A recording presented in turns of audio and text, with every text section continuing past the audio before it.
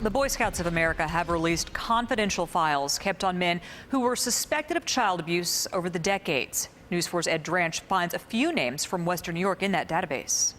Tens of thousands of secret documents spanning 20 years were released by Boy Scouts of America, exposing Scout leaders and volunteers who are accused of committing crimes against children.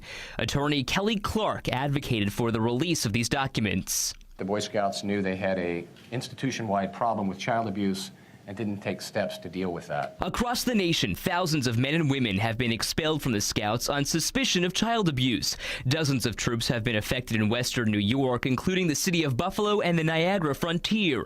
Boy Scouts of America had fought to keep these files a secret, but were instead forced to release them. You do not get to keep secrets about hidden dangers to children. Period. End of conversation. According to the LA Times, 63-year-old Kenneth Dingman of Medina was ousted in 1971. But in 1996, News 4 has learned, Dingman was convicted of sodomizing a 15-year-old boy. He was sentenced to 2 to 4 years in state prison. In 1982, Charles Lattison of Belmont was also expelled. Wayne Perry, president of Boy Scouts of America, admits there wasn't enough done to protect victims. We have to also remember that was a different time. I will tell you, I'm not going to defend what might have happened in the context of then. But here's some now context. In 1988, John Cody of Blaisdell was suspected of child abuse. In 2009, he was sentenced to 97 months in prison after he was convicted of possession of child pornography. We did fall short in some instances.